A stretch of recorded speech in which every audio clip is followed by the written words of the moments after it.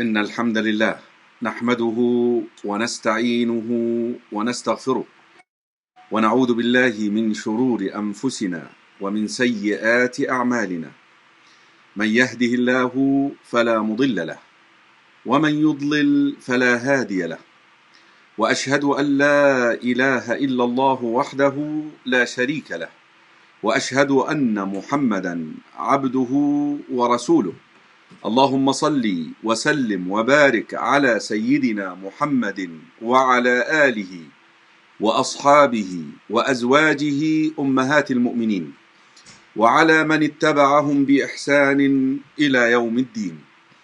My dear respected brothers and sisters in Islam, I welcome you to Ask Imam Karim live show. I'm your host Karim AbuZaid, and we're approaching the nights where Laylatul Qadr is, brothers and sisters in Islam. Laylatul Qadr is hidden in the last 10 nights of the month. For you to be certain that you coincided with Laylatul Qadr, you have to strive to do your best the last 10 nights of the month. Today is Saturday. Alhamdulillah, we have a very dear guest. Brother, he doesn't like me to say Sheikh. I consider him a Sheikh, even though if he doesn't want me to say it. Brother Abu Mus'ab Wajdi Akhiri. Subhanallah, I was always under the impression that he's an Egyptian, but I found out that he's actually Lebanese.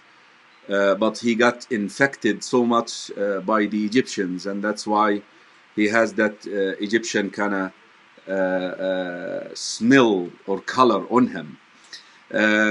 We truly appreciate his presence tonight.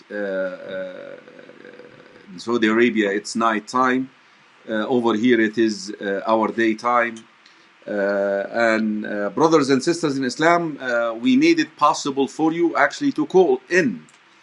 If you call the number 303-500-5101, you will be able to ask your questions in person, bi'idhnillahi ta'ala, instead of me posting and so forth, inshallah. I don't want to delay the presence of the Sheikh, inshallah. Let me see if we can bring him into the broadcast, and we'll take it from there. I would love to do the two things which I would normally do in every broadcast, is to welcome the first 30 comers into the broadcast. But for you to do this, I'm going to show it. I'm going to have somebody show it on the beneath the picture there. But make sure that you do write whole a lot. Maybe Assalamu alaikum wa rahmatullah. That will do, inshallah. Also, I'm hoping to also share with you the announcements. And we could do this at the end of the broadcast. But for now, let us invite our guest in, inshallah. And hopefully, we'll take it from there, bi'idhnillahi ta'ala. I'm doing the calling right now for Brother Wajdi Abu Mus'ab. We welcome him to the broadcast bi'idhnillahi ta'ala.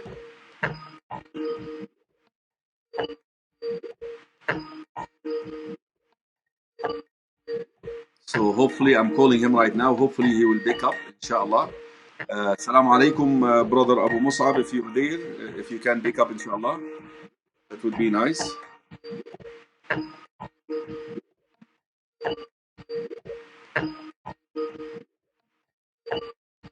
Okay.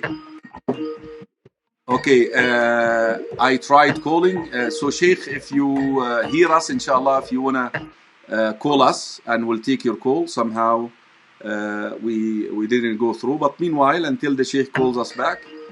Okay, I think we have a caller right here. That's probably him. Assalamu alaikum, Abu Mus'ab. Wa alaikum assalam wa barakatuh. MashaAllah, here we are. We have you right here. Let me present Abu Mus'ab to you in person. right here, just by yourself. Did we write your name correctly, Abu Musab?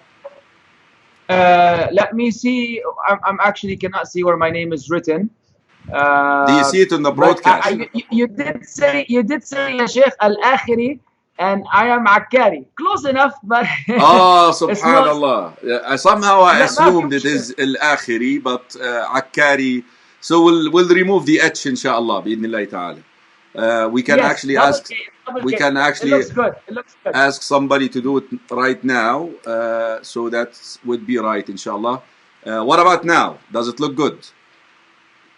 Yeah, that's fine. That's fine. Okay. It's double K, but that's not the end of the world. We'll put the other K for you. We want to make you happy tonight. I'm always happy, alhamdulillah. Inshallah. That upsets a lot of people that you're always happy, even when you're serious. You know, even when you're serious, you're always happy. You always present these high caliber information in a very happy mood, which you know, a unique style I enjoy. So Abu Musab, you know, can you let me see if we can share the screen so everybody can see both of us at the same time? Please. Yeah, there you go. Both of us here, but we're gonna have to fix also that Akkari. Inshallah. So Abu Musab, can you please take a minute? Just I always like my guests to introduce themselves to the audience. We have a large audience here in the US, and alhamdulillah, a lot of the people who watch us, Abu Musab, they are very regular. I would actually call them my students. We have almost 200 viewers who are always regular on my broadcast, you know, and I see their names.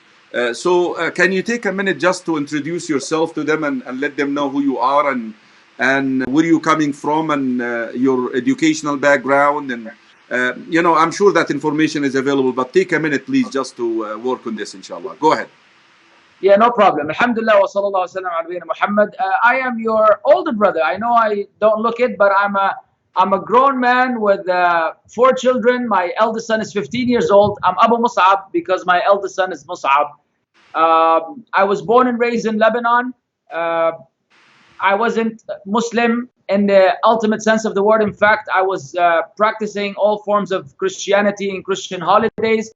I moved to the United States when I was 18, where I became a Buddhist rapper. And I lived in a crazy lifestyle, everything you've seen in Hollywood, multiplied by 76. Eventually, I was very miserable, and Allah Azza wa Jal brought me to Islam, which was supposed to be the religion I was born into. And ever since then, I learned the religion with one of the students of knowledge in Los Angeles, our beloved teacher, Abu Mujahid Farid Abdullah. And then from there, I decided to leave the States after being blessed with my first child. My mother was in Saudi Arabia, so I got an opportunity to go out there, and I capitalized on it, and I moved to Saudi Arabia. And I've been here for maybe 12 years right now. By Allah's grace, the field of da'wah opened up, and I got involved in da'wah, primarily to Christians. And then I really was into Aqidah. So Aqidah is my area of expertise, if I may say, by Allah's grace and mercy. And I'm striving, like the rest of us, to be good. I have this one way to paradise thing. So I have one way to paradise. I'm into fitness. I have one way to fitness. And so you can check out my Facebook pages and my YouTube channel under One Way to Paradise. I have, alhamdulillah, many lectures addressing every aspect of the religion that you could think of. I have a website, onewaytoparadise.net, where a lot of audio lectures are uploaded, tafsir, aqidah, and so on and so forth. And I am very happy that I am here tonight with Sheikh Karim AbuZaid. So I think that's the whole thing in a nutshell. I think I'm more happier than you. But because you're not fasting now and I'm fasting, so you're showing it, because you could eat and drink. What time is it in Jeddah now, Saudi Arabia? I'm actually in Riyadh. And oh, you're actually going to drink in front of everybody now who's fasting here? I want Allah to give you more reward by just letting you see what it's like to drink water. That's nice. Okay, here he is, brothers and sisters. Abu Mus'ab is in Saudi Arabia. It's almost midnight there, so he can eat and drink. Okay, so don't take him for anything. Abu Mus'ab, when we come in and talk to brothers and sisters, one way to paradise thing, and then you don't appear tolerant. Most of the unfortunately the speakers now who actually have the access to the masses, they are very accommodating, meaning that multiple way. There is no such a thing called absolute truth or one path to salvation. How do you balance being tolerant and at the same time the one-way preaching? Beautiful. Very good question. Sheikhna, we all know that as intelligent as one of us may be, as well-informed, educated, at the end of the day, the reference that we refer to is whatever Allah revealed and what the Prophet ﷺ taught in the Sunnah.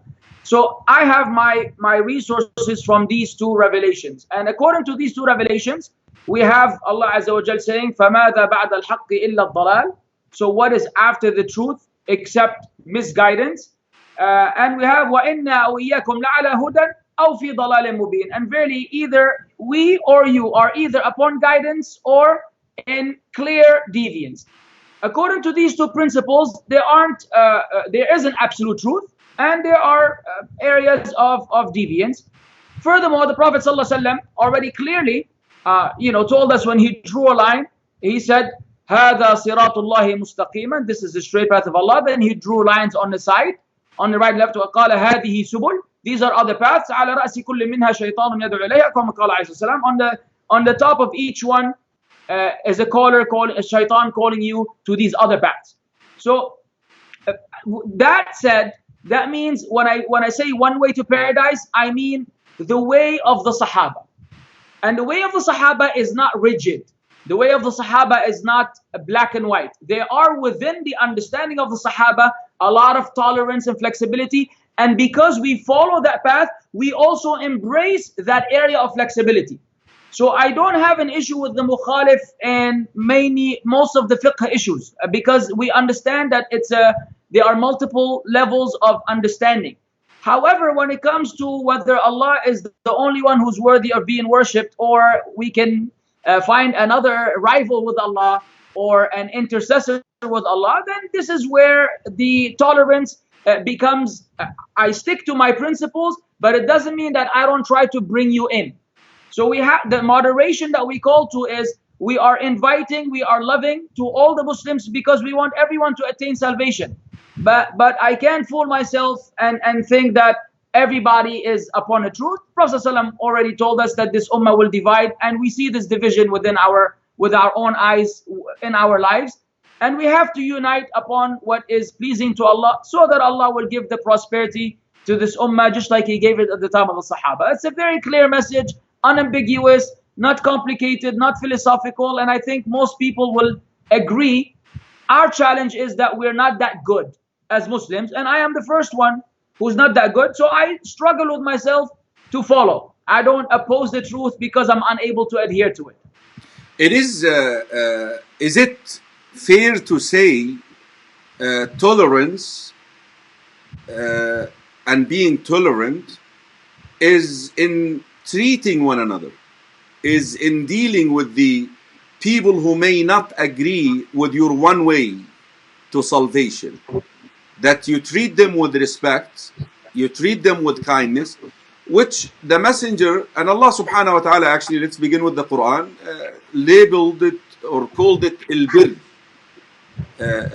لا ينهاكم الله، وهذا في المخالفة الكبرى. عن نعم. الذين لم يقاتلوكم في الدين ولم يخرجوكم من دياركم أن تبروهم وتقسطوا إليهم.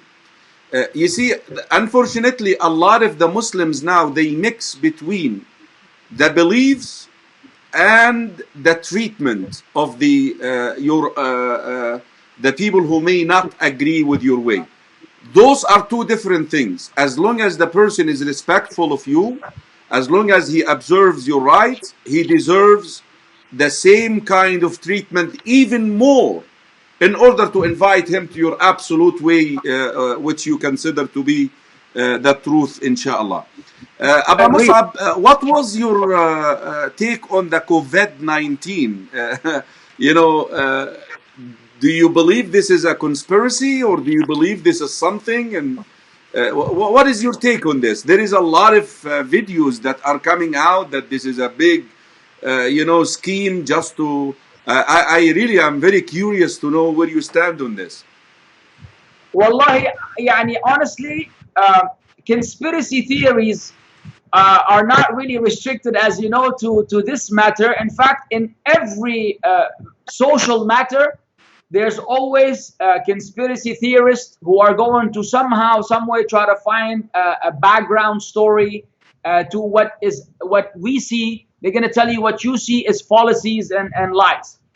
And I, as a non-expert on the matter, I've fluctuated.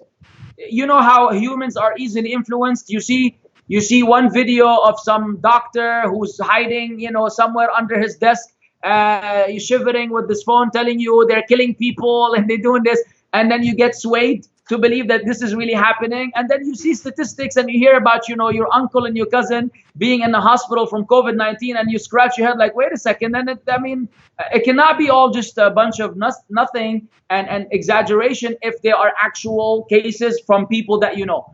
So Islamically, because my opinion is really irrelevant, Islamically we have basics. إن جاءكم فاسق بنبأ فتبينوا. If a corrupt person brings news to you, so verify. I honestly don't trust any of these sources, because everything is coming from one source. Social media. Social media is controlled, and so they may disseminate information to us that they want us to hear, and they do it in the channel of conspiracy theory. The bottom line is you're still under the influence. So what I do is I go by the principle, the Arabic principle, as-salamatu la ya'diluha shay. No. Safety cannot be equated with anything else. I play it safe. Allahu a'lam what they're doing in the background, but I want to be safe, so I take everything in moderation. I can't really tell who's telling the truth nowadays. I always like to adopt the take of زعم المنجم أن الأجساد لا تنشر. لعلك سمعت هذه. The people who claim that they know they have the knowledge that there will be no resurrection, there is no judgment day. فقلت إليهم, I'm saying this in a context of debate, and brothers never judge the belief system of a person when he debates with non-Muslims or people who deny basics of the religion. Or فقلت إليهم in a context of debate, إن صح قولكم, if what you're saying is right, فلست بخاسر. I'm not going to lose nothing. I just did some extra work. I fasted and I prayed 5 times a day, which really given me a spiritual boost. It makes you happy. You feel high, like the guy who smokes weed out there or drinks. But here it is. وَإِن صَحَّ قَوْلِي, but if what I'm saying is right, who's going to be the loser? If what I'm saying that is right, meaning the resurrection will take place, then you're going to be the losers. I'm going to be a winner. So in either case, I'm not a loser, but I'll be a winner, inshallah, by the grace of Allah subhanahu wa ta'ala. Abu Musab, I always like to put you in trouble. When the COVID-19 came in handy, And of course, every Imam now is sitting at home and he has access to his Facebook, and that's the only place that he can give da'wah. And now everybody came with these fatwas, virtual Jumu'ah, virtual Salah. We have virtual Taraweeh now, that there is an Imam in the masjid leading Taraweeh, and the people at home are following him. There is a TV in front of him. Get yourself in trouble now. Come on. What is your take on this? والله يا شيخ أنا as far as my da'wah goes, I'm in a perpetual state of trouble with everybody. I don't know how. But no, for adding more to my plate. They don't know you. They don't know you. They just don't know you. Yeah, they don't know you. They will now. Yeah, Jama'at al-Khair, يعني let's understand some principles of the religion. One of which is a niyyah. Do you know, for example, that if you have an imam, if you get a tape and you press play, and the people pray behind a cassette tape or a DVD nowadays, or whatever you call them, any type of audio, will this salah be valid? Doesn't the imam have to have an intention to lead the people in the salah? That's the first principle. And that intention has certain guidelines that are of geographical nature, because there are certain issues that can happen in the salah that can only be rectified if everybody was present in the same location. That said, if the virtual imam made a mistake in the recitation, are they also going to have people with a microphone do يعني يفتح على الإمام, he will remind the imam of the mistake through the sisters are going to clap. How does that work? The sisters are going to clap at home. أيوة كمان. If the camera got shut down, electricity went out, you suddenly find yourself standing at home, and what salah, with what intention? So let's be realistic. It's beautiful that you love Taraweeh so much, and I hope that if we're doing this, brothers and sisters, if we are praying Taraweeh because we love to worship Allah and not because it's a ritual, then believe it or not, the Taraweeh that you pray at home right now, in so many ways may be superior to the one in the masjid. Because Islam is about masalih and mafasid. So as long as we have a mafsada, there's a potential harm in the masjid. So now the benefit is in praying at home. So if you put everything in the scale, what is preventing you from leading salah at home with your family, and then being able to elongate the salah? Sometimes you want to pray for so long, but the imam is stingy. He only prays 2 ayat in each rak'ah, and then he's done. You can actually have a long salah at home in the comfort of your own home, in Taraweeh, with your own family, or even by yourself. By the way, the Prophet ﷺ, his entire life, he would pray Qiyamul Layl, and Qiyamul Layl was not in Jama'ah. And Taraweeh is a form of Qiyamul Layl in Ramadan. Now that we have a situation, you can capitalize on your presence at home and worship Allah sincerely from home, while being a decent citizen, a decent Muslim who's looking out for his fellow human beings to avoid the spread of this disease that could, eventually change our lives completely. So as educated, mature people, we don't have to stick to this ritualism and go out of our way to have virtual salah with virtual Taraweeh when you could pray at home. And the scholars say, by the way, if the person leading salah doesn't have memorized, even if he recited Surah Al-Ikhlas in each rak'ah, because of the situation, and he is reflecting on it. Have you ever recited Surah Al-Ikhlas with reflection? Have you ever thought about what it means when you say قُلْ هُوَ اللَّهُ أَحَدٌ اللَّهُ الصَّمَدُ لَمْ يَلِدْ وَلَمْ يُولَدْ وَلَمْ يَكُنْ لَهُ كُفُوًا أَحَدٌ? In these few ayat, you are actually giving da'wah to every Hindu, every Buddhist, every Christian, every human being on earth. It's an embodiment of the teachings of the Quran. 1/3 of the Quran is in Surah Al-Ikhlas. If you read it and reflect on it, it is better for you than to pray behind the Imam virtually through a camera while you have no idea what he's saying, and you're just following the standards that you've been following for many years. So it doesn't add up. Allah al-Musta'an. Okay, I'm gonna have to, because people are going crazy after the phone. I have my first caller right here, brother. Let me see here, Bilal. I think he's a acquaintance of yours. Bilal, your life. Can you go ahead, please, and your name, Bilal?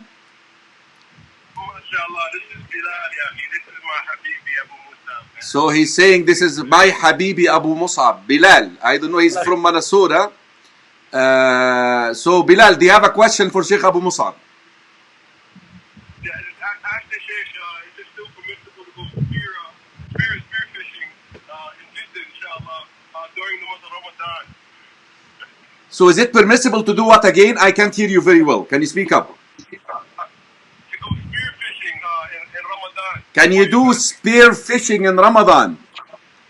I think you guys had something going with that. Hey, yeah, I am a spear fisher, so maybe that's why he's asking me this question. To be frank with you, Akhi, it's permissible. It is permissible for you to swim. However, avoiding it is ideal, because either you are fasting or you are not fasting. If you're not fasting, then there's no point. The question is clear. Obviously, if you're not fasting, then you have no issue. If you are fasting, I know spearfishing is a very exhausting workout and exercise, and you know that you have no carbs, no energy. You don't want to actually take a risk your life and have fatigue in the water for practicing a hobby or a sport. So my personal, it's not a fatwa, obviously I'm not a mufti. My personal recommendation is you should stay away from it if you're fasting, just so that you're not in a predicament where you drink some water, which happens a lot when you're swimming. And it's almost like you're going out of your way. It's one thing if someone showers and while showering they drink water. If you're brushing your teeth by mistake, this is accidental. But for you to go out of your way to engage in something, knowing that the chances of taking in water into your stomach are high, is you kind of playing with the fire. So I suggest that you leave it alone. Allah bless you. We can also extend this to swimming. That we shouldn't do it because the potential of water going down the throat, even though it is not done intentionally, is there. That the chances of that is there, so we should avoid it. Jazakallahu khaira. Our next caller. Assalamu alaikum wa rahmatullahi wa barakatuh. Assalamu alaikum. Ahlan. Fadil Sheikh. Go ahead. Name, state and question, please. Brother Abdul Qadir from St. Louis. How are you, Albani? How's it going? Alhamdulillah. Do you have a question for us? Yes. Is the brother Westy plan to go back to his old school of teaching when he used to have an audience in front of him and used to teach? Are you planning? Are you planning to go back to your old school of teaching, having students in front of you and teaching? I don't know what you're doing now. How are you doing it now? Wallahi, ya Sheikh, just to give a background for the rest of the people, at some point in time, I was working at the Dowa center. And so that was my job. And I basically had all the time in the world to have classes on Fridays, on Wednesdays, and multiple times. Since then, Can you hear me? Yes, I can. You're all set. Go ahead. I'm sorry. Since then, I've joined Samsung 7 years ago. And ever since that, my time has been obviously restricted. Then furthermore, I no longer work at the Dawah Center. And I moved to Riyadh. All of these activities were taking place in Jeddah. So unless you live in Riyadh and I happen to hook up with the Dawah Center in Riyadh, then it's unlikely. But that said, because of this COVID-19, one of the byproducts of this test from Allah is that we are doing all this live stuff. So now I have my Aqidah Wasitiyah classes on Friday, every Friday, in the same manner on Zoom and Facebook and YouTube. So you can join a class, if we may call, as a student. I don't have really students. I have brothers and sisters who just try to share information with me, and I share information with them. So we have the modern technology, social media platform to communicate the same concept. But in a classroom environment, I don't see it happening as of now. Allahu A'lam what the future I have holds. Janelle Paley Tell him Assalamu alaikum from Bilal Muhammad, his brother from Jersey who lived with him in Jeddah. So I'm conveying a message to you.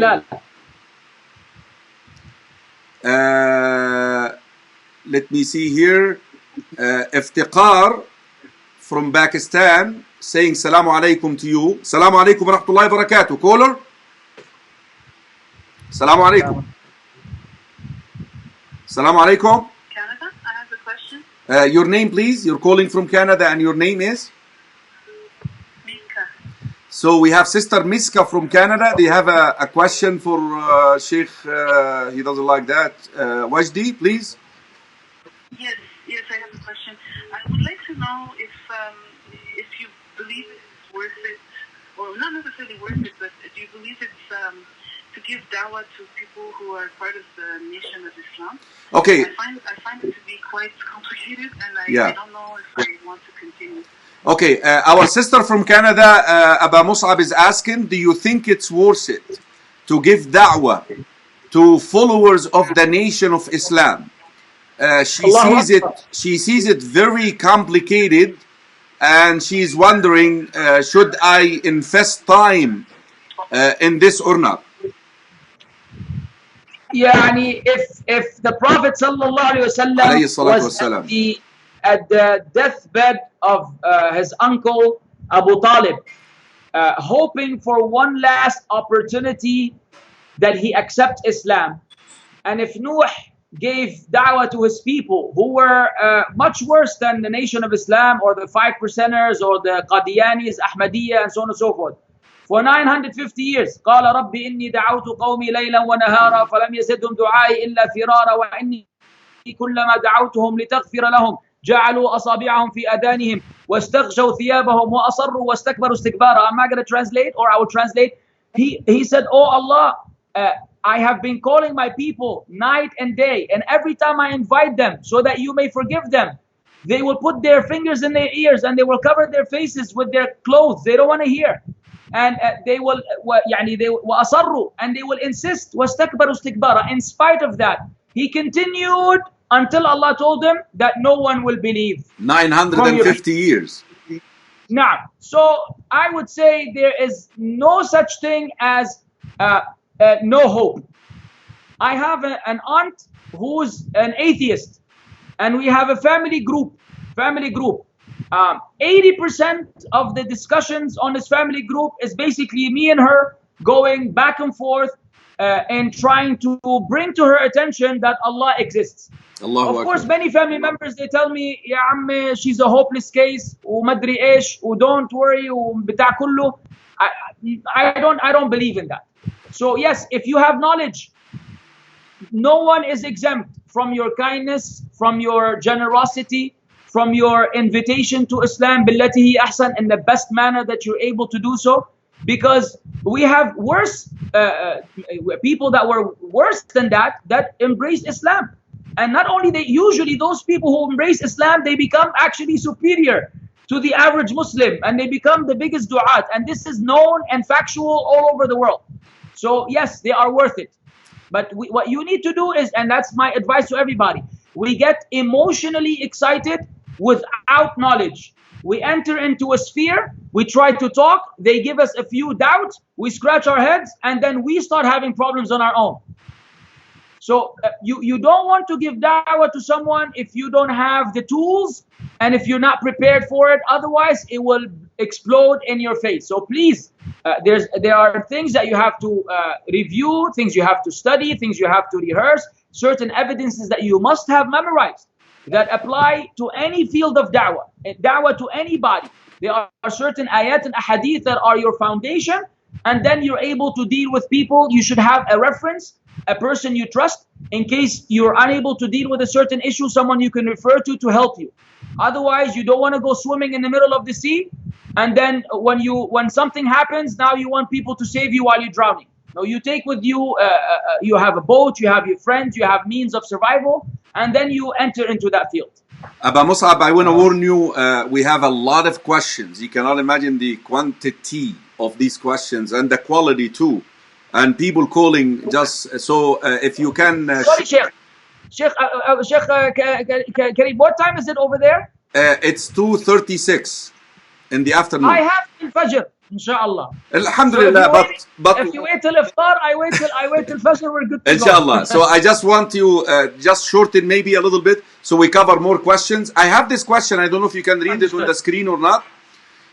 Brother Rizul Karim, should we recite the Quran with the translation in our Salah? Absolutely not. Can I add another extension to this? Of course, Yes. It's not happening this year. There are people in San Diego where you started up who make the dua al-witr in English. What is your take on this? Okay. In regards to the ibadah, as the scholars say, is tawqifiyya. Naam. Ibadah is binded by textual evidence. So when we worship Allah according to the way of the Prophet sallallahu alaihi wasallam. You may not worship Allah in a way that you find suitable. For example, and you may not worship Allah with a legislated act of worship, but you use the wrong occasion to do it. For example, sending salah upon the Prophet sallallahu alaihi wasallam is a beautiful thing. Allahumma salli wa sallim ala nabiyyina Muhammad. Can someone, however, in Fatiha say Alhamdulillahi Rabbil Alameen, Allahumma salli wa sallim ala nabiyyina Muhammad, Ar-Rahman Ar-Rahim, Allahumma salli wa sallim ala nabiyyina Muhammad. Someone will say, Akhi, what are you doing? Say, Akhi, salah upon the Prophet. You have a problem? You don't like the Prophet? You don't love the Prophet? We say, Ya Habibi, we love the Prophet. But the Prophet ﷺ did not tell us that in Fatiha, you send salah upon him. So even though you're using a legitimate act of worship, you are using it at the wrong occasion. Similarly, we are expected to read the Quran and understand the Quran. كتاب أنزلناه إليك مبارك ليدبروا آياته وليتذكر أولو الألباب. A book we have sent down upon you, blessed, so they may reflect on its verses. So you are expected to learn the Quran, read the meaning of the Quran, not just be like the Jews who would read the Quran without any understanding. But at the same time, in the Salah, you may not include any external statements that are not part of the Salah. And so any foreign language is not part of the Salah in the recitation and therefore may not be included, otherwise it will nullify your Salah. And the same can be said about dua al-qunut and dua al-witr.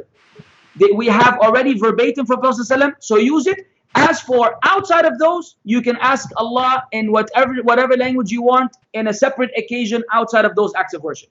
Right.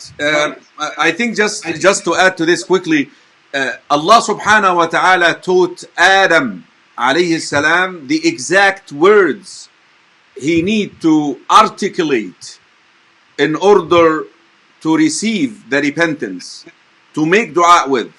فَتَلَقَّى آدَمُ مِنْ رَبِّهِ كَلِمَاتٍ فَتَابَ عَلَيْهِ. Imagine, Allah taught him, رَبَّنَا ظَلَمْنَا أَنفُسَنَا وَإِن لَمْ تَغْفِرْ لَنَا وَتَرْحَمْنَا. I think it's Crystal. Assalamu alaikum wa rahmatullahi wa barakatuh. Caller? Okay, the caller is gone. Let's see here. Is it permissible?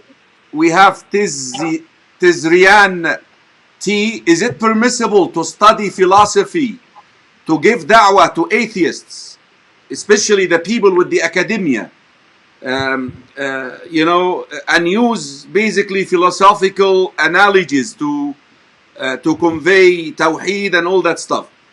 What is your take on this? Yes, but that yes is conditional to the person. Meaning, if that person that will study those subjects has already the proper Islamic foundation and aqidah, then there's no harm whatsoever in learning those other sciences in order to use them for da'wah. What we don't want, which is what happens often, is that a Muslim does not know his own religion, but then wants to study the Bible, for example, to give da'wah to Christians, and want to study the books of scientists to give da'wah to atheists, and he doesn't have the proper Islamic foundation, therefore he is now basically playing with fire. So we say, if you have the foundation to protect yourself, then you may travel into that field. Otherwise, your protection is superior to the salvation of others. Ya ayyuhalladhina amanu qu anfusakum وَأَهْلِيكُمْ نَارًا. First you protect yourselves and your family from the fire before you worry about others. Very beautifully said, wallahi. I can't say it any better. Don't go into studying other people's belief system, whether it is a man-made like philosophy, beliefs, like philosophy, like, you know, Buddhism and all that stuff, or even religions like Christianity, without being well grounded, very well grounded in your own belief system. Otherwise, they will hunt you. They will take you. Okay. Assalamu alaikum wa rahmatullahi wa barakatuh. Assalamu alaikum. Okay. Caller is somebody's trying to call. As soon as I pick up, he goes away. Okay. Let me see here. He's calling again now. Assalamu alaikum. Assalamu alaikum. Assalamu alaikum. How are you, sir? Alhamdulillah. How you doing? Who's this? Danish? Alhamdulillah. This is Danish from Pakistan. All the way from Pakistan. You have a question from Pakistan, Abu Musab. Do you have a question for Abu Musab? Yes, I do. And the question is that since the lockdown has begun, I am the one who's leading Salah at my home with my family. And also the Tarawih I've been leading by reciting from the Mus'haf since I don't have Quran memorized. Also, a question comes to my mind that many times the thought comes to my mind that I consider myself to be a terrible Muslim. So, should I be leading the Salah? Should you believe in what again? It kind of feels embarrassing.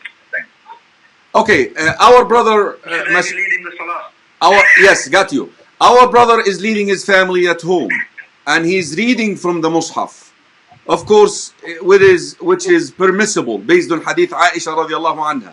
Now, he feels bad that this is a terrible Muslim, that I didn't even memorize the Quran. Should he entertain that thought? Do you think that thought is destructive or constructive? I think that's the point he's trying to make. Barakallah fiqh, Danish. Of course, that is a destructive thought. We know that if you're praying on your own, because we have the hadith of Aisha, as the Sheikh rightly mentioned, Allah bless him. The hadith of Aisha is an evidence for the Imam leading people in Salah to recite from the Mus'haf. The scholars do differentiate between that and the person who's praying on his own, just for the record. And so if you are the Imam and leading your family in Salah, there is no harm for you to recite from the Mus'haf. And I personally, if I may add this, I think a phone might be more ideal, because the phone has less, there's less movement in the book, because the Mus'haf, you have to open it, close it, put a bookmark, you might put it on the floor, put it in your pocket. There's a lot more challenges, whereas the phone is easy. You wear something that has a pocket, you kind of take it out, you have it already unlocked, and then you see, and then you put it back in your pocket. Now, the fact that you think you're a bad Muslim, Habibi, we are all bad Muslims. So look at this as an opportunity for you you're making an effort for Allah's sake. Wallahu ghafurun shakur. Allah is forgiving, and Allah is thankful and appreciative to his slaves. So always assume the best about Allah. Don't assume anything. أنا عند ظن عبدي بي فليظن بي ما شاء. I am whatever my slaves think of me, then let him think whatever he wants. You want to think something bad? Then that's your loss. But I know you're smart enough, inshallah. Inshallah. Abu Mus'ab, can I lead my kids in Taraweeh reading from the Mus'haf, even though my recitation is very poor and I only memorize very short surahs? That is Safar Salman. Yeah, Ustad Safar, if there's no one else more qualified, in my case, for example, Alhamdulillah, my son is more qualified than myself. So I actually, we take turns in leading the Salah. If there's no one else in your house that is more qualified, then you may do so. Make an effort to fix your recitation before you lead the Salah. Listen to an Imam that you like, whose recitation you like. Try to correct your recitation, and then lead the Salah. The mistakes you make in recitation outside the Fatiha, they don't affect the validity of the Salah. So you're safe in this regard. But to respect the words of Allah, let's make an effort. Don't be negligent about it. We have a caller. Assalamu alaikum, caller. Can you hear me? Yes, I can hear you. Okay, name and where are you calling from, please? Name is I'm calling from Seattle, Washington. What is your name again? I'm sorry, I missed that. Adam. Adam from Seattle, Washington. And what is your question today, Adam? So my question is, when you're fasting and if you vomit or if you throw up, if this is unintentional, does it break your fast? Okay, got you. Or does it? Jazakallah khair, Adam. And I also had a question. I was wondering, do you guys know anywhere where you can learn Arabic online or anywhere to study the religion Got you. of Islam? Jazakallah khairan. Barakallah feek, Adam. How old are you? I'm 18 years old. MashaAllah, Adam. May Allah bless you. May Allah guide your way. Okay, we'll answer you. So Adam has two questions. One of them is about intentionally vomiting versus unintentionally vomiting. Would it nullify your fasting? That's a quick one, inshallah. Go ahead.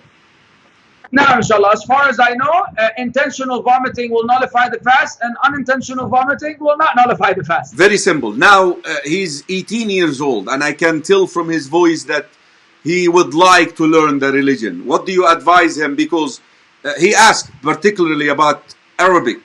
Where can he learn Arabic? Do you have some advices for him? Wallahi, maybe Sheikh, you can answer this better, because if he's in the States, I don't know if you know of institutes. Yes. I always prefer physical institutes, a Yes. place where you can attend physically. Yeah, Adam, just go ahead and I will ask one of my admin to post our email address, and I will give you a couple of options, inshallah. We have Sister Tara. MashaAllah, may Allah bless our sister. Is it permissible to recite portions of my daily juz in my nawafil rak'ah throughout the year, or must I sit, meaning sitting is painful for me but I can easily stand? Basically she's talking about sitting during the nawafil. What is your take on this? Now, it's permissible for you to sit down while praying the voluntary prayers, specifically if you have a reason. So this is the concept actually of a deen yusr, the famous expression that the deen is easy. This is an example of the deen. يُرِيدُ اللَّهُ بِكُمُ الْيُسْرَ وَلَا يُرِيدُ بِكُمُ الْعُسْرَ. Allah wants to make things easy for you and not difficult. So there's no harm, inshallah ta'ala, that you sit down and recite while you're comfortable. No problem. For the obligatory salah, if you're able to stand, then standing is a condition. You must stand. Caller, assalamu alaikum wa rahmatullah. Assalamu alaikum wa rahmatullahi wa barakatuh. Wa alaikum assalam. I'm calling to, just talk a little bit, and I'm calling to clarify my question, actually. So, my question is actually, may I recite, portions of my daily dues in the Nawafil Salah? Because sitting, outside of the Salah to recite the Quran, especially if we rework it, maybe it will take me a couple of hours to recite the one juz. May I recite some of it in the Nawafil and some of it? Got you. I think I understood your question. This is our sister Tara, actually. It seemed like we didn't understand her question properly, and she called to clarify. She's not talking about sitting. I think she's under the impression that you have to, or it is highly recommended, whatever it is, that you finish up the Quran in Salah during Ramadan. In Taraweeh. I think that's the impression that I'm getting. Now, let's clarify this first. Now, the question here, can she recite in the Nawafil instead of the Salah, instead of reciting sitting down, because she's a revert? Obviously, recitation takes longer than others who were born in the Arabic language. Yes. May Allah bless you and reward you for that question. May Allah make it easy for you. Just to clarify, when you enter into Islam, and then depending on which masjid you attend or which group of people you hang out with, you're probably going to be influenced with their culture sometimes, what they do, how they do things back home. But from a teachings of Islam point of view, you do not have to go through the whole Quran in Ramadan in Taraweeh. If it happens, alhamdulillah, it's a blessing from Allah that you get to hear the speech of Allah from cover to cover. But that is not a requirement. And therefore, all of these concerns that you have shouldn't be concerns to begin with. You do whatever you can. The Prophet ﷺ said, "Saddidu wa qaribu." Aim as close as you can to the target, to the bullseye, and then try to come close. You don't burden yourself, because the burdening will backfire. You will feel unfulfilled. You will feel that you didn't worship Allah properly. No. Read whatever you can during Salah, whatever you can outside Salah.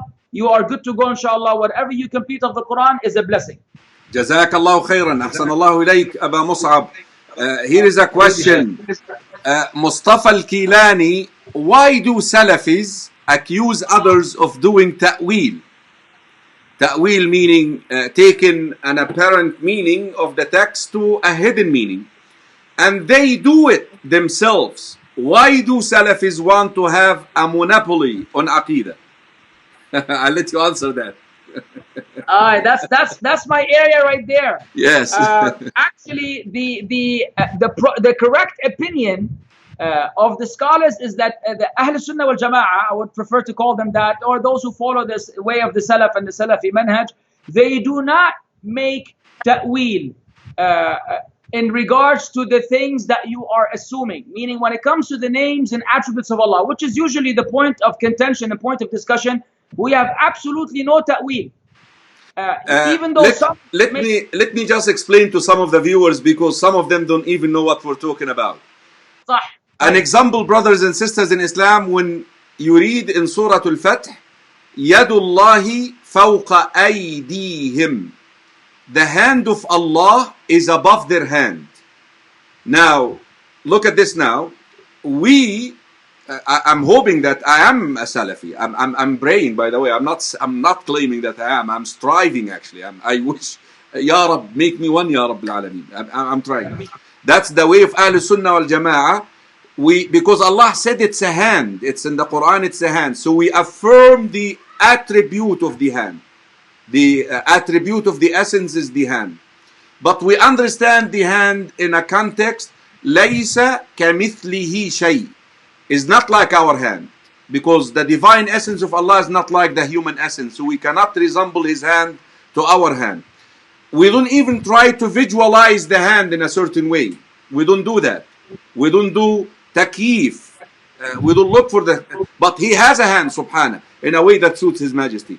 Now, there are people out there, other Muslims, who do not like the idea that Allah has a hand. Because for them, this is terrible. Because when you use a hand, the first thing which springs out of your mind, the human hand. Right? So they don't like that. So they say, no, let's do ta'wil to this. Let's take the term hand from its apparent meaning to another meaning, hidden meaning. Hand, what do you use the hand for? Power. Power. So they say what is not the hand, but the power of Allah overrides their power. Go ahead, Aba Mus'ab. Jazakallah khair. Barakallah feek. Now, and of course the list goes on. Now, the problem that they face is that you now fall into an area where you are denying something that Allah confirmed, that the Prophet ﷺ conveyed to the Sahaba, and that the Sahaba never inquired about. So whether this ayah that the Shaykh mentioned, or the ayah where Allah Azza wa Jal says to Iblis, مَا مَنَعَكَ أَن تَسْجُدَ لِمَا خَلَقْتُ بِيَدَيْ. What prevented you from prostrating to the one whom I've created with both of my hands? And yaday is in the dual, in the language. Now you cannot say now two powers, because now you see, when you try to do ta'wil, which is a form of false interpretation, you fall into a bigger trap. If you have an issue with tashbih, which is you're likening Allah to His creation, ya jama'at al-khair, it's very simple. Allah already told us, وَلَمْ يَكُنْ لَهُ كُفُوًا أَحَدٍ. There's nothing like unto Him. And so we don't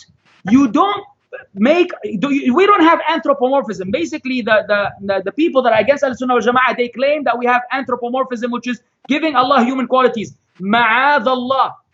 But we follow the Quran so much that if Allah said something in the Quran, we say sami'na wa ata'na. And if there was another meaning, we know that the Prophet ﷺ would have explained it. Because when Allah revealed the ayah, الَّذِينَ آمَنُوا وَلَمْ يَلْبِسُوا إِيمَانَهُم بِظُلْمٍ أُولَٰئِكَ لَهُمُ الْأَمْنُ وَهُمْ مُهْتَدُونَ, when those who believe and they do not involve with their iman any dhulm. Dhulm in the language means oppression. And those are the rightly guided one, and those are the ones who are secure. The Sahaba panicked. They said, "O Messenger of Allah, which one of us does not have dhulm?" He said, "La, this is not what is intended." He referred them to an ayah in Surah Luqman. When Luqman said to son, "Ya bunayya la tushrik billah, inna shirka la dhulmun azim." My son, do not associate partners with Allah. Verily, associating partners with Allah is the greatest form of oppression. So you see, when there was an occasion to explain what something was intended, the Prophet ﷺ, as part of his duty, conveyed it to the Muslims. So how come all the ayat about rising over the throne, all the ayat that mention the face of Allah, all the ayat that mention the hands of Allah, those were not addressed because they were supposed to left face value. So we follow them face value while knowing that there's nothing like Allah subhanahu wa ta'ala, so I have no problem whatsoever. On the other hand, we don't do ta'weel. In this area, we don't. So if you found some scholar somewhere who's going to do ta'weel, that's double standards, I will tell you the true people of Ahl Sunnah al Jama'ah don't. One last thing. Please visit my channel on YouTube, One Way to Paradise. I'm going over the book right now. Every Friday called Al-Aqidah Al-Wasitiyya Shaykh Al-Islam Ibn Taymiyyah with the Sharh of Shaykh Ibn Uthaymeen Rahimahullah. One of the classic books on the matter of the names and attributes of Allah. I go over the Arabic text, give you the English equivalent with the explanation, elaboration, and Q&A. And we are already on the third session, and I've already done this in the past in audio. Now we're doing it in video. Please come, subscribe, join, and I promise you, inshallah, by the time we finish this book, you will never have any issue with understanding what we believe about the names and attributes of Allah. Bi-idhnillah Azza wa Jal. What time, Abu Mus'ab? Can you give a time? So one Way to Paradise is the YouTube channel? Yes, Sheikh. And Every Friday, what time? 5 p.m. Friday, what time? 5 p.m.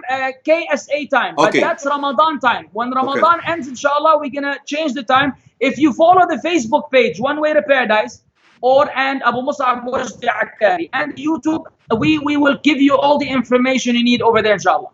Abu Mus'ab, I have a very interesting question here, I think.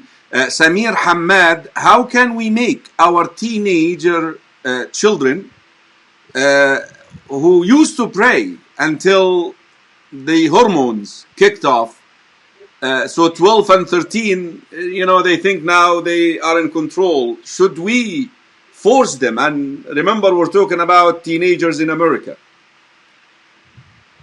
Allah al-Musta'an. Force, I will be very particular about the term force, because force is a very generic term that could be used, misused by people depending on their intelligence, tolerance, whatever you want to call it. I'm just going to give you the bottom line is that the Prophet ﷺ said, command your children to pray at the age of 7, and then physically ensure that they pray at the age of 10. And of course, we know that in Islam we have guidelines of that kind of physical contact. So you never ever want to inflict harm. But the indication is that the matter of Salah is not one that can be ignored or neglected, hoping that one day they will come back to the truth. That is a lack of fulfillment on our part as parents towards our children. It requires a little bit more than that. Now, you have to make sure that they pray, but the best way is by explaining. So if you learn, then you can explain. Any reasonable child is upon the fitrah, inshallah. They're upon the fitrah by default, but they need someone to reason with them. Life is about, moderation. The Prophet ﷺ said, sa'atun wa sa'a, an hour for entertainment and fun, halal fun, and an hour for the worship of Allah. Meaning you divide your time, this and that. At the end of the day, you were not created to just enjoy life. There's a day of judgment, and you have to prepare for it. Children are usually easily convinced, inshallah. But you need to be intelligent, you need to be wise, you need to be accommodating. There are a lot of qualities that you have to obtain as a parent to bring them on. It's not about force and hatred and making them hate the Salah, because they will pray in front of you and they will leave it afterwards. So it really begins from a younger age. I know it's a long answer, but just one thing to add, ya Sheikh. Fortunately for you, I'm having right now on twice a week a program called The Muslim Household, which is also uploaded on the YouTube channel. And the last episode, the one before the last episode, was about the rights of parents and the rights of children. And there we addressed how to build a Muslim household on proper iman, following the way of the Prophet ﷺ, and so on and so forth. So if you watch those videos, inshallah, I think they will be helpful in how to manage and deal with the kids. Okay, brothers and sisters in Islam, you heard it. Sheikh Abu Mus'ab Wajdi, he has classes actually to build the hearts and the souls within your house, living in your house. This is a key, inshallah. I want to answer Sister Sarah quickly. Someone who is praying Taraweeh alone, is it permissible for him to recite from the Mus'haf? The answer is yes, Sister Sarah. You can do that, inshallah. But here is the question. Someone who is frustrated. There are 25 opinions from the scholars. I don't know where did he get that 25 from. To what considered traveling, where a person shortens the Salah or not. The combining shortening and fasting due to traveling. Basically, the distance. Do you want to add another opinion so he's more frustrated in Ramadan, or you want to help him out? Wallahi, you know, the Sheikh, these matters of the fiqhi nature, they're very technical, and you know, you have to really delve very deep to bring them all about. And I know that when you speak to maybe 5 different du'at or speakers or students of knowledge, you might get 5 different opinions, because I'm not sure about the 25 as you said, but I know that there are multiple opinions out there. Long story short, one of the opinions has to do with al-urf. What do the people consider to be travel? If the people consider you going from this city to that city to be travel, then you're a traveler. And if not. Some of them say it's 84 kilometers. And you know the discussion. But you always want to play it safe. The bottom line is, when it comes to these issues, be on the safer side, be with the safer opinion, just حتى تبرأ الذمة, so that your responsibility before Allah is cleared on Yawm al-Qiyamah. Now, Jazakallah khair. You know, just to add, there is no hadith narrated by the Prophet ﷺ where there is a mention of a distance. Correct. There is no 50 or 70 or 80 miles in a hadith. Yes, there are references to the Al-A'imma Al-A'lam, to the Imams, Abi Hanifa, Malik, Shafi'i and others, where they mention, or their students, their ashab, they mention the distance, but that is according to their time, at the time. The answer to your question, brother, travel is subject to al-urf, what is considered to be travel, according to your custom now. And also there is another variable that you should add, is the burden which the travel adds, or the discomfort which the travel adds to your journey. This is where you can utilize the license or drop the license. We have Abdul Fattah Isa. What is the ruling on saved cash from previous years? Is zakah one time sufficient, or does one have to pay every year? I guess that's a very simple one. I guess you want to run away from zakah, Abdul Fattah. Yeah, Abdul Fattah, the zakah is the right of the poor people, ya Sheikh. So as saved cash is the zakah should be paid yearly. Some people pay it monthly, by the way, and it's a lot of calculation. But let's just say, to be on the safe side, you pay it yearly, and yes, it is due every year, as long as you have enough savings that reaches the nisab, which is the threshold, and then a whole hijri year. By the way, a lot of people have a misunderstanding. They say, wallah, from January 1st to January 1st. La, ya captain. You might have a few days discrepancy, because the hijri year is shorter than the Gregorian year. So you actually should calculate it from the hijri date. 1 year later, that money is still in the savings. You pay 2.5%. And يعني wallahi, I don't think, no matter what the amount is, it's not a backbreaker and it's not a deal breaker. And you get the ajr from Allah and the blessing from Allah, and you help a poor Muslim who made dua for you. Yani the ROI, if you want to speak about return on investment, is beyond what you will ever imagine for that small investment. You will be in complete loss if you don't do it. Jazakallah khair, barakallah feek. Beautiful, beautiful. It seems like we have somebody who asks a question. It sends a message: why Muslims pray in Arabic language? Is there a reference from the Quran and Sunnah? I'm assuming that you're a Muslim too. Jade Glass, maybe. I mean, hey man, I mean, if you're not, that's fine. All right, go ahead. All right, Jade, thank you for blasting us live. Basically, Jade, Allah Azza wa Jalla says in the Quran, Quranun Arabiyyun Mubin. It's clear. One of the miracles of the Quran is that it's in the Arabic language. The translation of the meaning is used for purposes of understanding, but in terms of worship, then yes, it is to be in the language of revelation, because the Prophet, peace be upon him, recited it in Arabic. And by the way, at the time of the Prophet, they were among the companions who had learned foreign languages, and they could have led Salah in these foreign languages, and Islam was spreading all over the world, and all over the world, the Sahaba, wherever they went, everybody was reciting in Arabic in spite of the presence of foreign languages. So that's one of the traits of the religion, one of the ways Allah preserved this religion. Notice, unlike other religions, they don't have the original manuscripts, the language of revelation intact. As far as I know, we are the only people on earth where this Quran has been memorized by millions of people that don't speak Arabic from cover to cover. It's one of the miracles of the Quran, and so it's something that we cherish, not a burden on us. I want to give him an analogy here. Imagine if you travel to China. And you do not speak Chinese, and you're a Muslim. How are you going to know your Muslim brothers in China? Imagine this. When you hear, hopefully they're going to allow them to call the adhan. If the adhan is made in Chinese, Allahu Akbar is made in Chinese, will you recognize the Muslims? But when you hear Allahu Akbar, Allah, oh, Muslims are here. That's Islam, you know. So it's a unifying force too. And this is the language Allah preserved. Allah chose to preserve His religion in, inshallah. The brother, I guess the one that we picked on regarding the 25 opinions, he came back with the evidence that Ibn al-Mundhir mentioned that, so I'm going to announce that. So we're sorry if we hurt your feelings, okay? We're bad guys, okay? Sorry about that. But we're not, Marish, in our defense, Ibn al-Mundhir might have accumulated 25 opinions he came across. It doesn't mean that other scholars don't have more. Right. As far as I know, the opinions are actually more than 25. So the fact that one scholar said it doesn't mean it's revealed.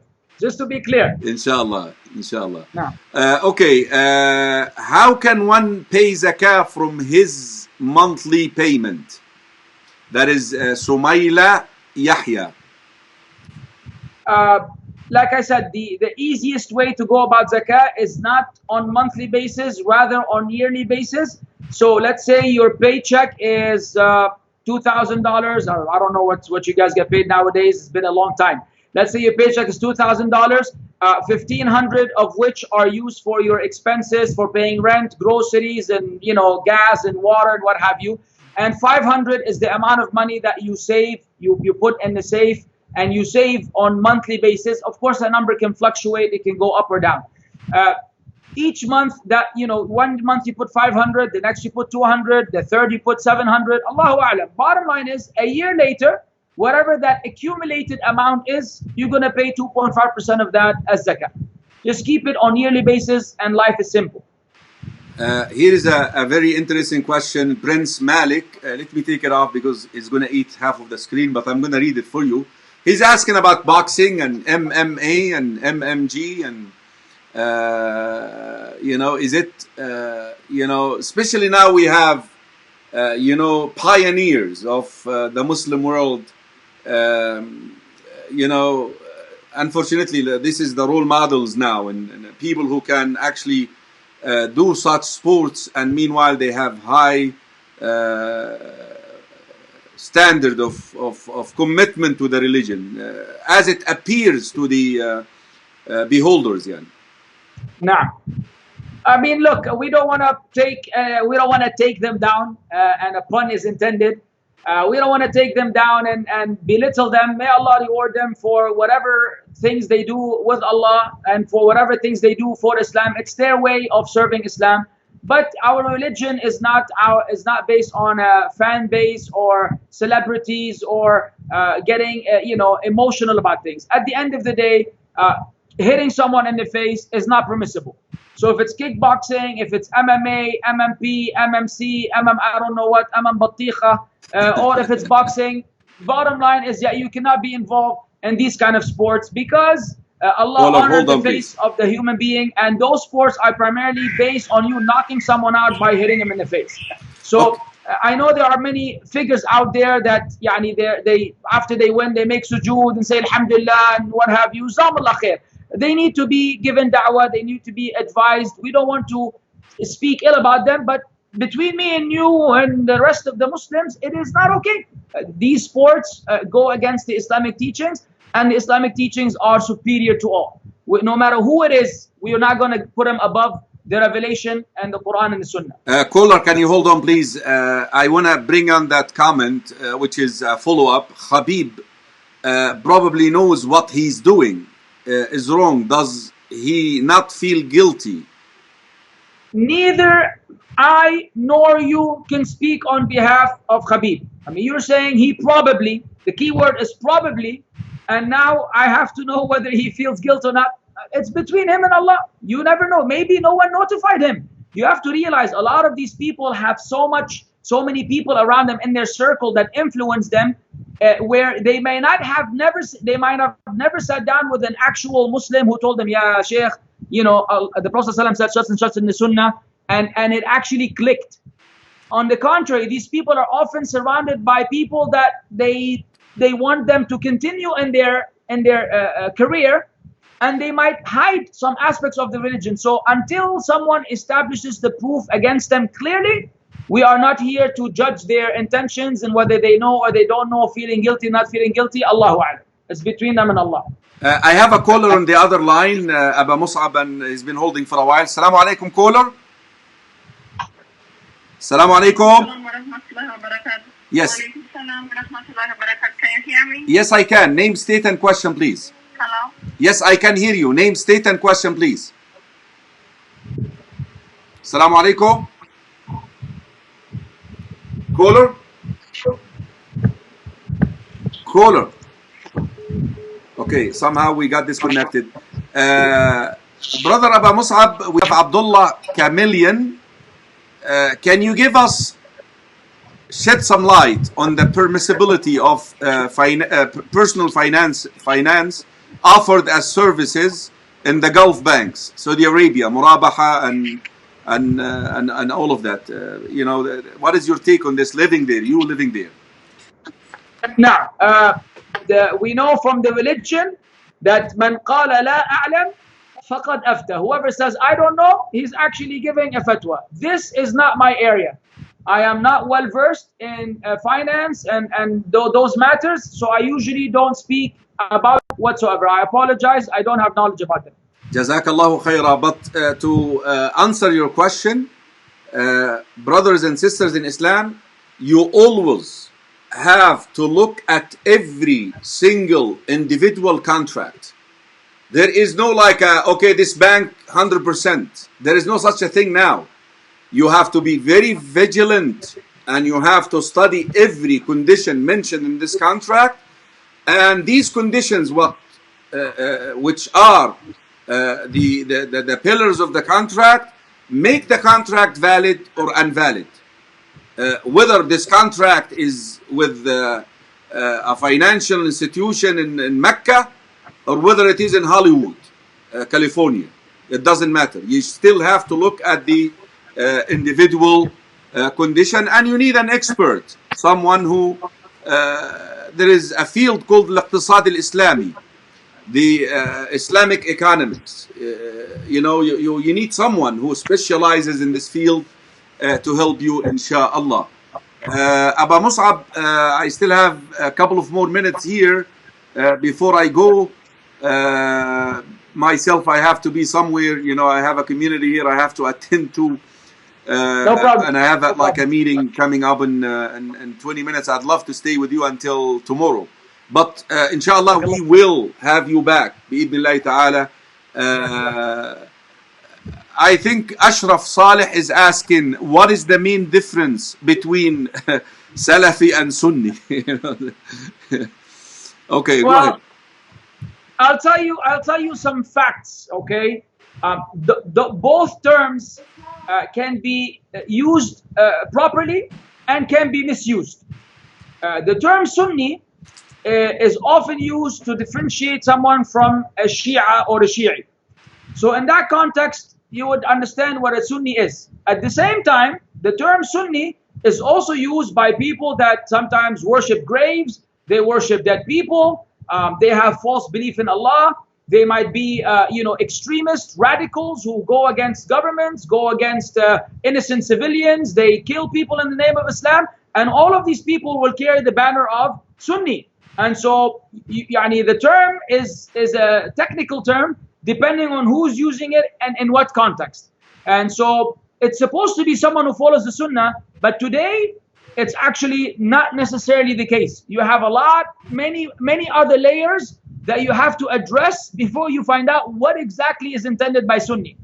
And the same thing in some way applies to Salafi.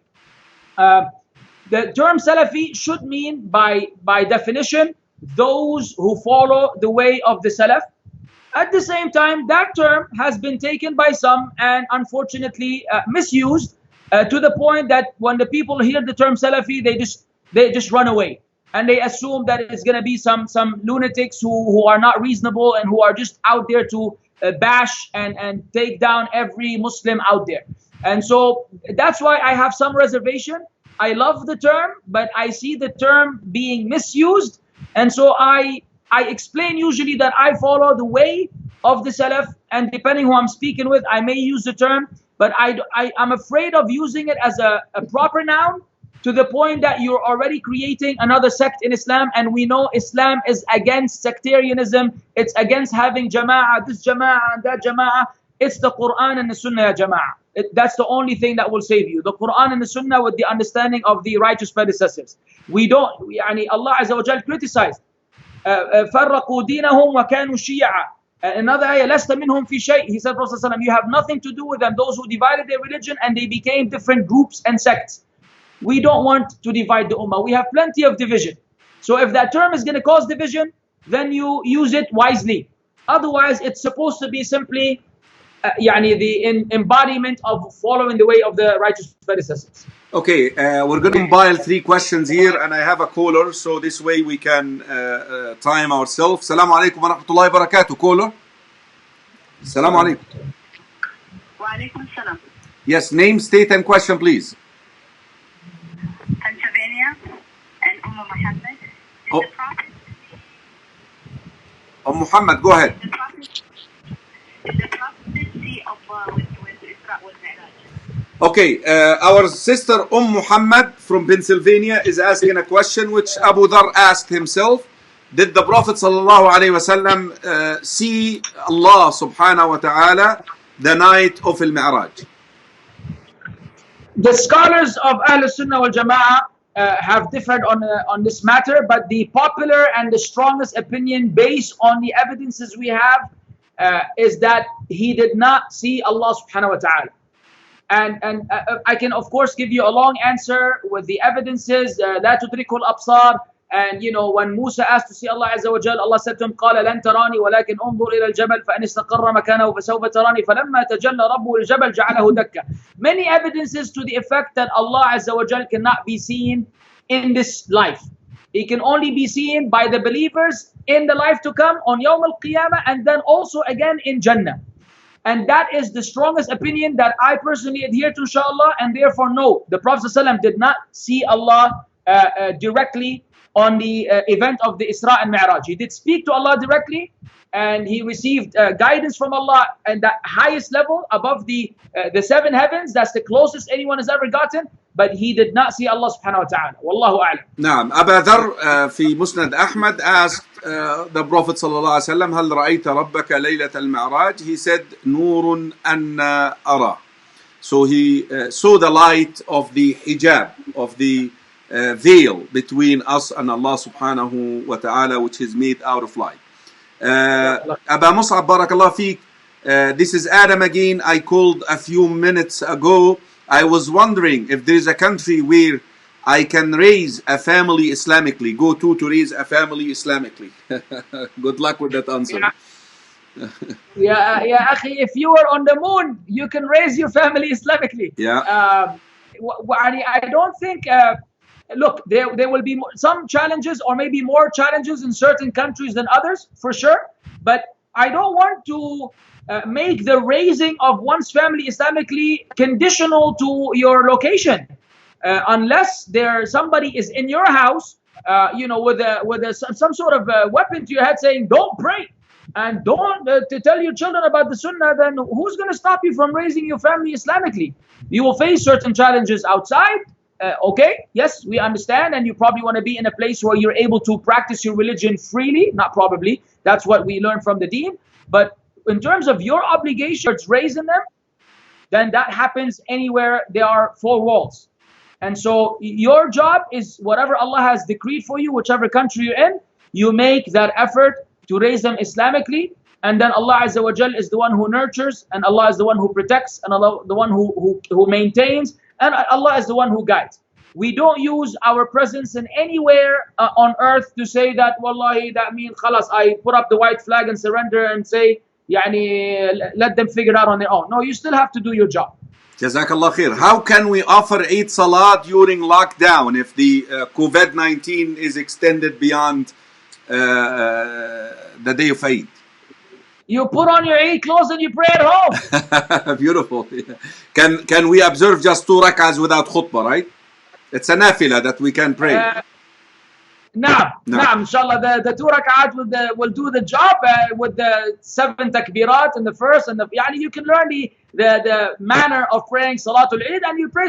Hey, did you ever think in your life that you would be the Imam of Salatul Eid? Now you can. Mashallah, now it's an opportunity for every Tom, Dick and Harry, Abdullah, Mustafa and Ahmed.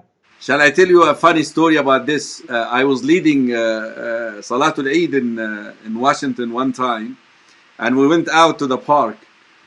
I do 7 and 5 takbirat, 7 in the first rak'ah and 5 in the second. And we know that the Ahnaf, they have a different opinion regarding the number of takbirat, which is, admittable, and it can be admitted.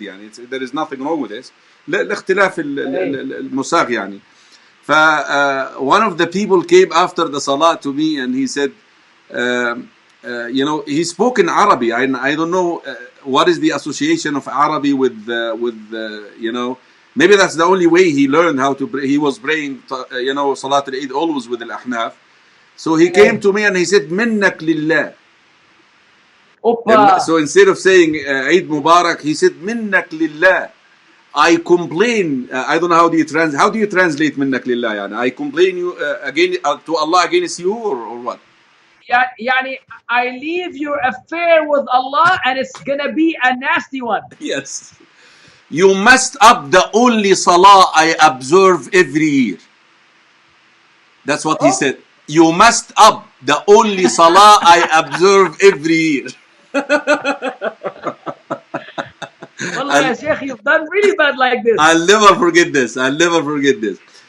Can a man braid his hair? Please tell me. What is the ruling? The Prophet ﷺ braided his hair. However, if you're going to braid your hair, then you should not be braiding your hair to resemble certain corrupt people, rappers, singers, actors, and so on and so forth. The Prophet ﷺ braided his hair, and that was known in their culture. If you're going to braid your hair, you want to do it to emulate the Prophet ﷺ, not to look like Little Wayne or Big Battiha. Inshallah. Jazakallah khair. Aba Mus'ab, you still have like 3 minutes or so. Please, we're advertising Laylatul Qadr behind us, and we didn't even get to Laylatul Qadr. Today is the 16th of Ramadan, subhanallah, and according to you, you just started the 17th, which is the day of Badr, subhanallah. Tell us, how can we utilize maximize, I guess, our effort to hopefully reach Laylatul Qadr, and why should we seek Laylatul Qadr? Please take a couple of minutes. At least we covered the topic which we announced we would cover. Yeah, that was like false advertisement, Sheikh. Yeah, I know. I was like, we're going to start the topic. No issue. Perhaps this is a reason for us to have another session, inshallah, and maybe address those when we get the chance. But just in summary, look, I'm going to say two things. The first of which is the Prophet ﷺ taught us about the importance of Laylatul Qadr. He said, "Man hurimaha faqad hurima al-khayra kullaha." Aw kama qala sallam. Whoever is deprived of that night has been deprived of ultimately all good. And we know that Prophet ﷺ said, "Man qama Laylatul Qadr imanan wa ihtisaban ghufira lahu ma taqaddama min dhanbihi." Whoever stays up in worship of Laylatul Qadr out of iman, out of faith in Allah, and seeking His reward, will have all of his previous sins forgiven. And it's as Allah says in the Quran, Laylatul Qadri khayrun min alfi shahr. Laylatul Qadr is better than 1,000 months, which is better than 83 years and 4 months. More than that, equivalent of worship in one night. So it's a big deal. Do you want to miss out on that? I don't know how to give you an example. Imagine if you went to the supermarket and they told you buy with $1, and then we're going to give you our chain of Walmart. Not Walmart. Walmart is a bad example. I don't remember the name of the supermarkets there. Vaughn's, I think, when I was there, or whatever. They tell you we're going to give you the whole chain of our supermarkets. You will be crazy not to go there with $1 and get the whole chain with everything in them. And that is nothing compared to what you will get for Laylatul Qadr. And so you don't want to miss out. It is expected to be in the odd nights of the last 10 nights, but the opinions are broader than that. To be on the safe side, it could be any one of the nights of the last 10 nights. I'm going to give you one golden advice, because a lot of people get confused about what should I do on Laylatul Qadr to make sure that I'm maximizing the worship. Ibn Rajab al-Hanbali said,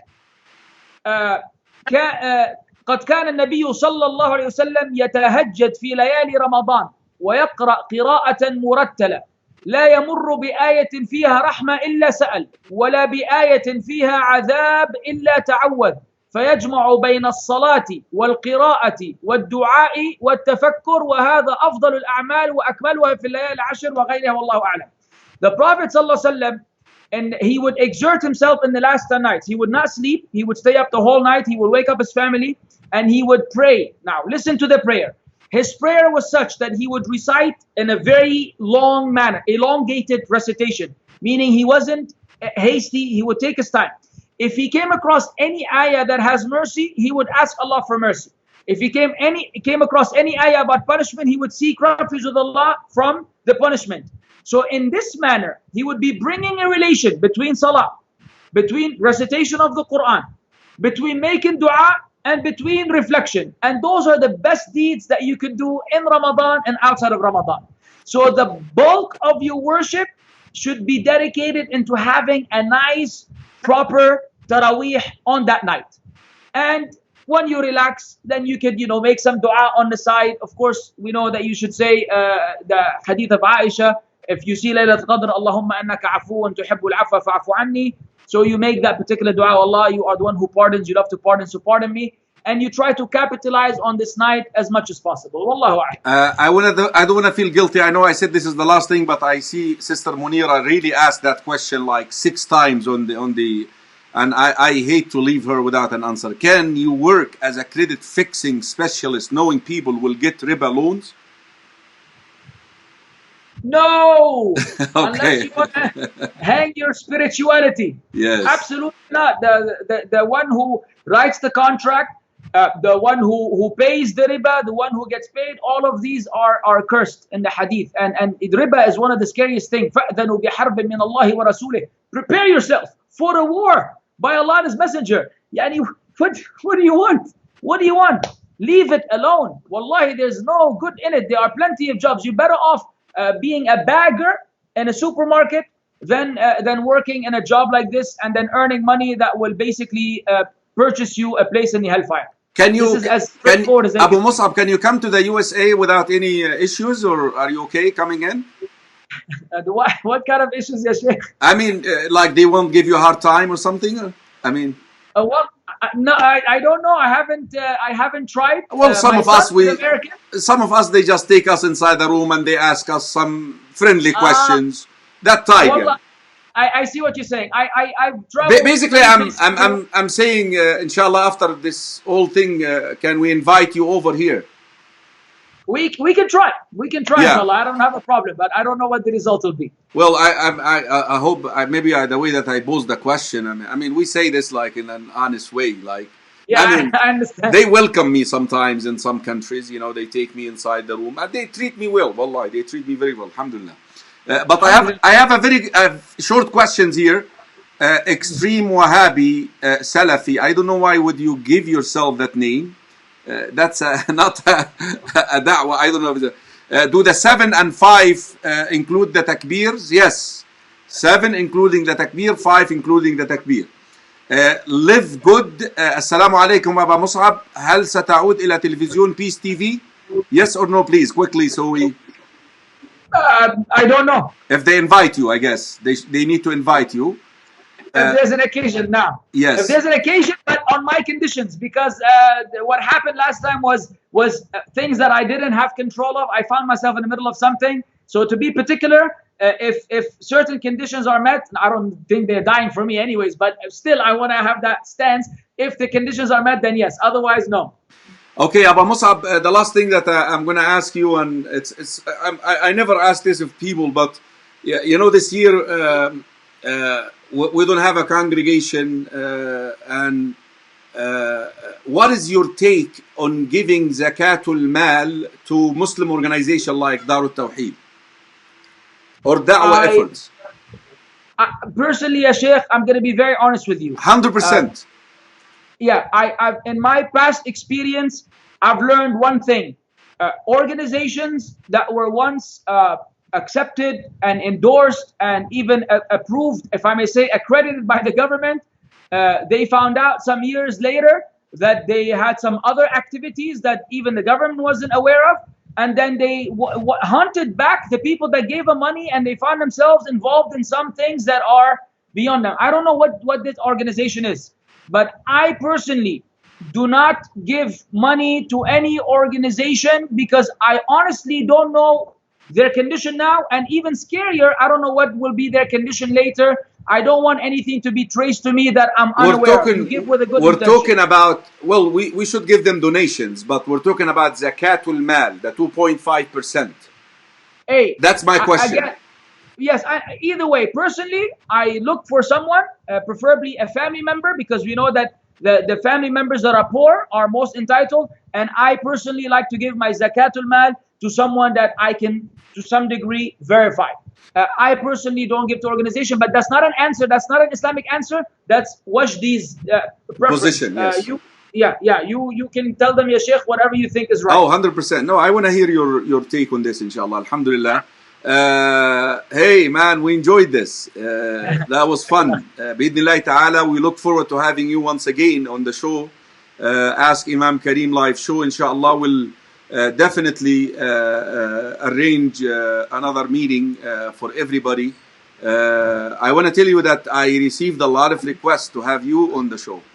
I didn't do this because you know, of anything, but my viewers really wanted to have you on the show, and I known you for a while.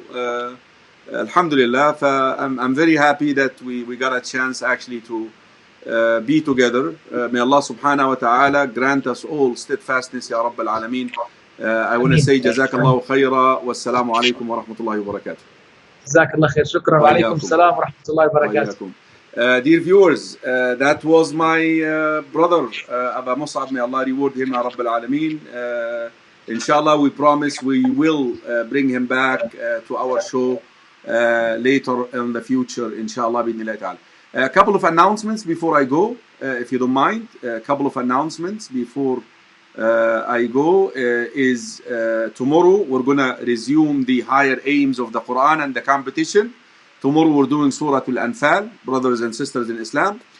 Also, don't forget that Sunday is the final day to register. If you have not registered, please, I kindly ask in my admin to post quiz at ourcmcc.org.